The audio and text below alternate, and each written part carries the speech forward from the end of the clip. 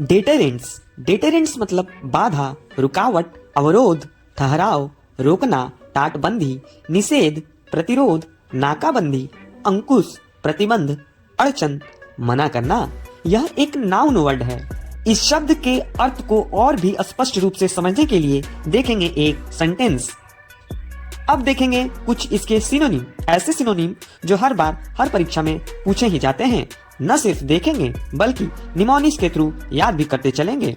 तो इसका पहला सिनोनिम है स्टॉपेज। स्टॉपेज हम लोग जानते हैं, रोकना, थामना। अगला सिनोनिम है ब्लॉकेज। ब्लॉकेज मतलब भी रोकना, थामना, ठहरना। अगला सिनोनिम है बैरियर। बैरियर मतलब भी रोकना, बाधा डालना, ठहरना।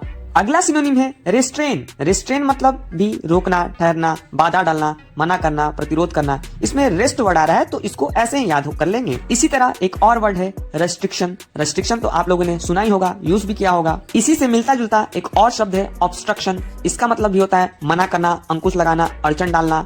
अगला सिनोनिम है सेंसरशिप। सेंसरशिप तो आप लोग जानते ही होंगे, मूवी वगैरह पे लगता है। अगला है बैन। अब बैन को भला कौन नहीं जानता। अगला सिनोनिम है प्रोहिबिशन।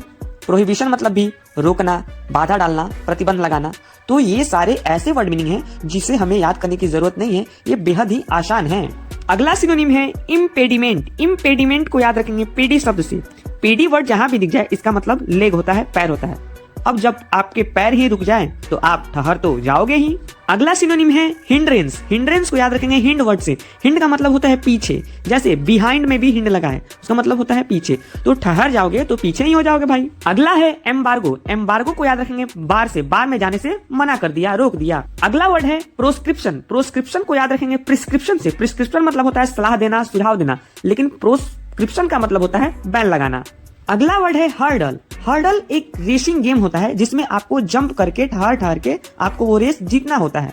अगला वर्ड है स्टम्बलिंग। स्टम्बलिंग को याद रखेंगे अगर क्रिकेट के गेम में स्टंप उखड़ गया मतलब खेल रुक गया।